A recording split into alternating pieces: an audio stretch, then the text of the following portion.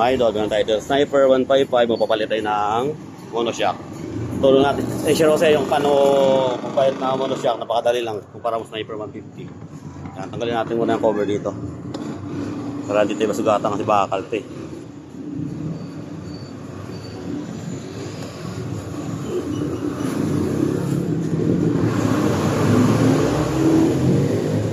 Ito, sira na ba yan? Sira na? Ito, shock mo? Ha? Malagatok? Sa ako na rin, malambot na rin. Ito.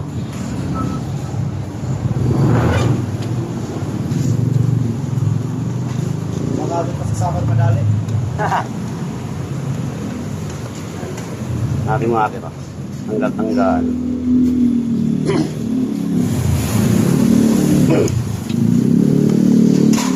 Ako ito sa sabihin natin. 14. Nice na yung baba.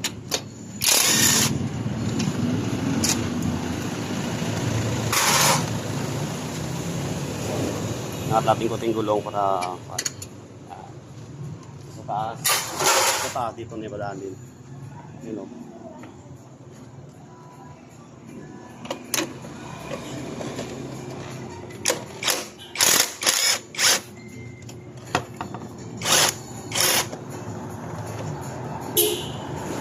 Yan, dapat may ganito para hindi makasira.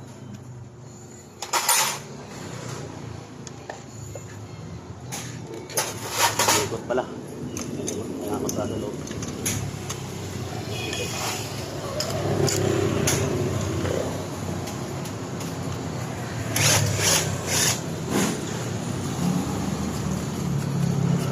Tanggal natin yung nut.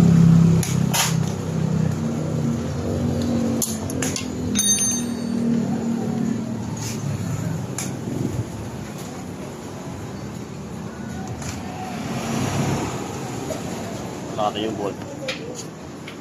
Tanggalin siya.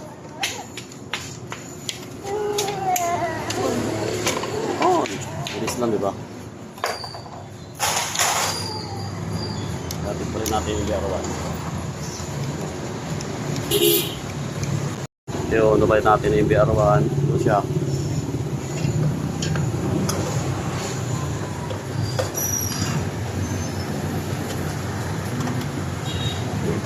At balikan natin yung nasa loob.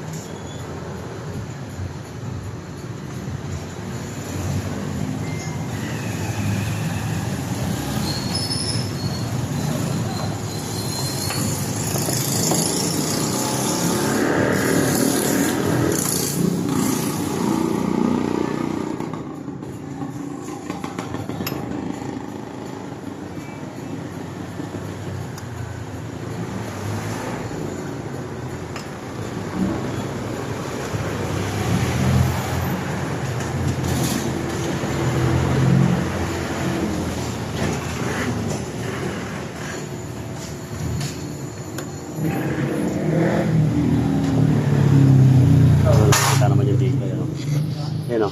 Yan o. Yan o. Nakita yung nut dito. Kaya pwede siya dukot-dukotin lang dito sa butas na to. Basic na siya. Yes, okay na. Baba naman.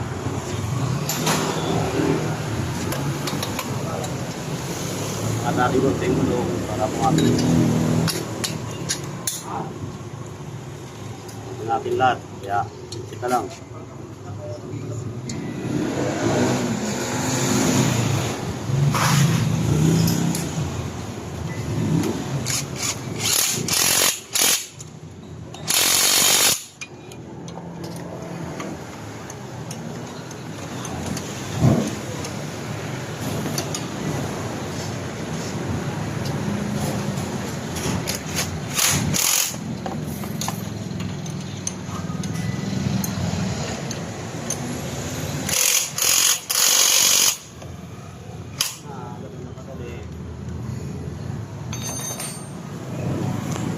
Okay na idol, gano'n lang kadali yung palit ng shock ng Sniper 155. Ito lang sa dito. Tapos na agad. Nabalik na natin to.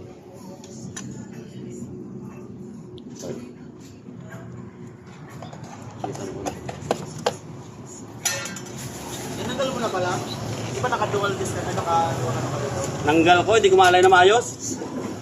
Naginamit ko lang ng 2 buwan. Ay, 3 taon. Ay, 3 buwan. Nanggal ko na rin kasi. Pag-uwi mo ng ano, makulot. Gamit ko yun? Kasi mo yan. Oo. Kaso pa tuwing adjust ko doon, nahirapan ako mag-adjust. Tuwing adjust ko, bisikip. Kaya nanggal ko yung dual caliper ko sa likod. Pumunta ka dito. Bawasan yung 13 lang. Ano ba? Meron?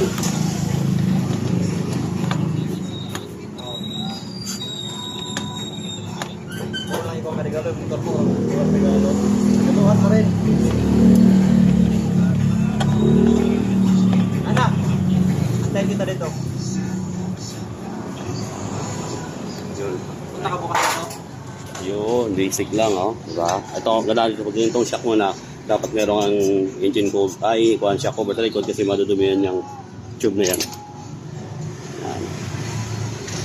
Dapat may cover ito. At dito marumi sa labas, so dyan sa loob, medyo malinis pa yan. So may cover pa dito. Ayos. Ay, gano'n lang kadali mag-install na shock lang. 155, wala pang 5 minutes tapos na.